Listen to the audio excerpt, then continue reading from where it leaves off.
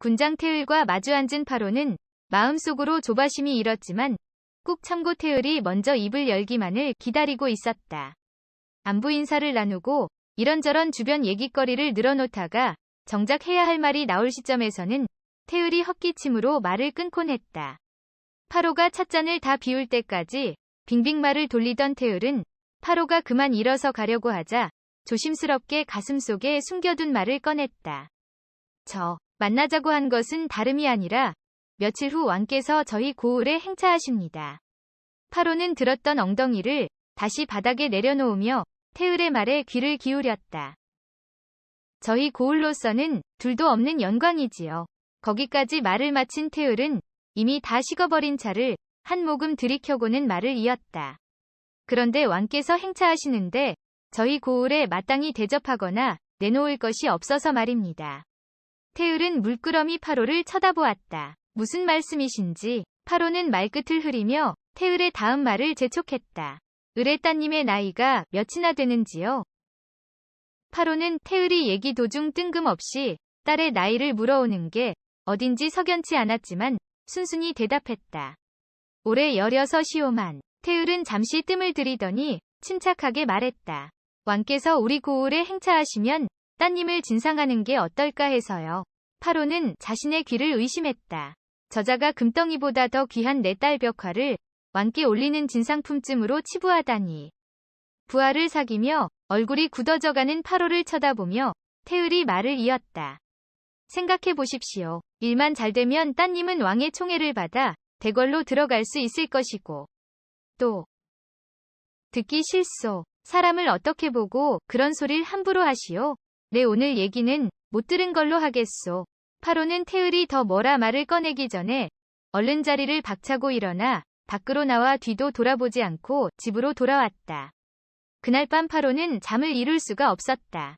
하나뿐인 외동딸 벽화는 어려서부터 금지옥엽으로 곱게 키웠고 처녀가 된 지금은 미색이나 성품으로도 어느 누구에게 뒤지지 않을 만큼 온 마을에 소문이 자자했다. 그런 딸을 왕께 진상품으로 올리자니 파로는 생각할수록 기가 차고 화가 났다.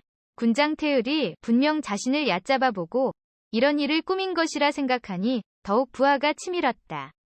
파로는 잠 한숨 못 자고 꼬박 며칠 밤을 지샜다. 그동안 마을에서는 왕을 맞을 채비를 하느라고 온통 야단법석이었다. 그러나 파로는 갈수록 초조한 마음이 들었다. 처음에는 화가 나고 분하던 것이 하루하루가 지날수록 걱정과 원망으로 바뀌었다. 혹 군장 태을이 이번 일을 꼬투리 삼아 우리 식구들을 못살게 구는 건 아닐까? 아니, 어쩌면 군장의 의세로 우리 벽화를 억지로라도 왕께 진상할지도 몰라. 파로는 안절부절 못하는 것은 물론 속이 타 들어가는 것만 같아 밥도 제대로 못 먹고 온종일 냉수만 연신 들이켰다. 벽화는 아버지가 며칠 전 군장 태을을 만나고 온 다음부터 식사도 제대로 못하시고 잠도 못 주무시는 것 같아 걱정이 되었다. 평소 아버지는 다소 고지식하긴 해도 원래 성품이 유순하고 착하신 까닭에 그리 큰 곤란이나 어려움을 겪지 않고 살아왔기 때문이었다. 그런데 요즘에 아버지는 마음속에 무슨 말 못할 큰 걱정거리가 생긴 듯 언제나 얼굴에 그늘이 지고 상심에 차 보였다. 땅이 꺼질 듯 한숨을 내쉬는 것이나 밤잠을 못 이루는 것이나 여름도 다 지나 어느덧 가을인데도 연신 찬물만 들이켜는 것도 전에 없던 일이었다. 그리고 가끔 마당이나 부엌에서 일하고 있는 자신의 모습을 뚫어지게 쳐다보다가 자신과 눈이 마주치면 황급히 고개를 돌리며 시선을 다른 곳으로 돌리는 것도 이상했다. 벽화는 그런 아버지가 걱정이 되어 하루는 저녁 설거지를 끝낸 다음 안방으로 들어가 아버지 앞에 다소곳하게 앉았다. 아버님, 혹 마음속에 무슨 근심거리라도 생기신 거예요? 벽화의 말에 파로는 딴청을 부렸다. 아니다, 아무 근심도 없다. 벽화는 채근하듯 다시 여쭈었다.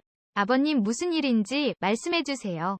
저번에 군장 어른을 만나고 오신 후부터 아버님의 모습이 전과 달라지셔서 그렇습니다. 벽화의 말에 파로의 아내도 맞장구를 쳤다. 그래요, 영감. 벽화의 말이 옳아요. 군장 어른이 뭐라 그랬어요? 딸과 아내가 이렇듯 채근하자 파로도 더 이상 숨길 수가 없어 태을과 있었던 일을 모두 얘기해 주었다. 파로의 얘기를 들은 아내는 안 될 일이라고 펄쩍 뛰었지만 웬일인지 벽화는 조용히 고개를 숙이고만 있었다. 잠시 후 벽화가 결심을 굳힌 듯 나지막하게 말했다. 아버님, 어머님, 소녀군장 어른의 말을 따르겠습니다. 이 좁은 고을에서 가난한 촌부의 아내로 사느니 대궐에 들어가서 왕의 총애를 받으며 호화롭게 살고 싶어요. 벽화의 부모는 생각지도 않은 딸의 말에 적이 놀랐다. 그러면서도 한편으로는 부모의 걱정을 덜어주려는 딸의 깊은 속내를 헤아리고는 속으로 소리 없이 눈물만 흘렸다. 며칠 후 약속한 날짜에 왕을 모신 행차가 고을에 도착했으니 이가 바로 신라 제21대 소지왕이다. 마을에는 곧 성대한 잔치가 벌어졌다. 잔치는 밤늦도록 계속되었고 고을 백성들은 횃불을 환히 밝혀놓고 술과 음식을 나눠 먹으며 가물을 즐겼다.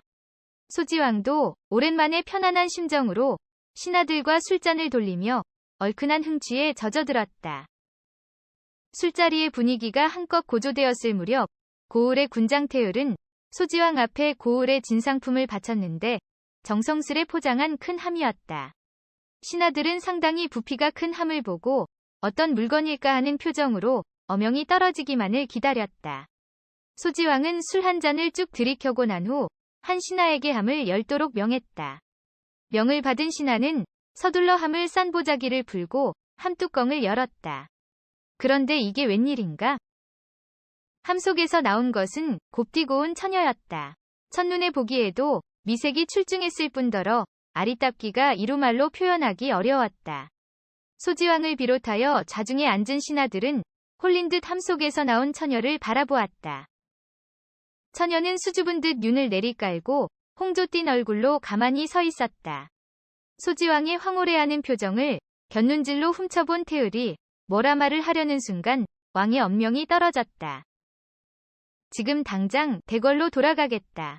어서 행차를 준비하라. 신하들은 물론 군장 태을은 당혹스러워 몸둘 바를 모르고 우왕좌왕했다. 벽화는 그저 멍청하게 서 있다가 왕의 엄명이 떨어지자 함 속에 털썩 주저앉고 말았다.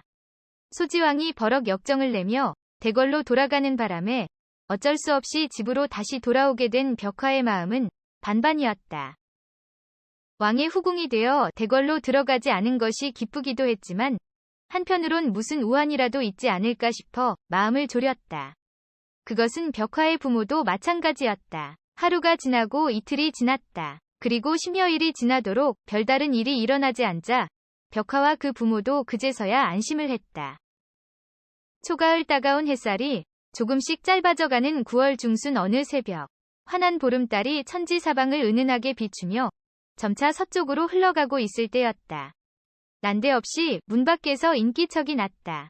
파로는 달디단 새벽잠에서 깨어난 부스스한 얼굴로 옷을 걸치고 마당으로 나갔다. 리시오, 문을 여시오. 리신지 말을 하시오. 문을 열면 알게 될 것이오. 파로는 조심스럽게 문을 열었다. 문 밖에는 옷을 잘 차려입은 한 사람이 서 있었다. 그리고 몇 걸음 뒤편에 또 한 사람이 희미한 새벽빛 속에 서 있었다. 옷차림새를 보아 한눈에 보기에도 범상치 않은 인물이라고 판단한 파로는 그들을 아무 말 없이 집 안으로 맞아들였다. 때마침 마당에 인기척 소리를 듣고 잠에서 깨어난 벽화가 방문을 열고 나오다가 그들과 마주쳤다. 어험, 방에서 나오는 벽화를 본 손님 중 한 사람이 가볍게 장기침을 했다. 무의식 중에 그 사람의 얼굴을 힐끗 쳐다보던 벽화는 얼른 마당으로 뛰어내려와 땅에 무릎을 꿇고 엎드려 말했다. 왕께서 어인 일로 이렇게 누추한 곳에.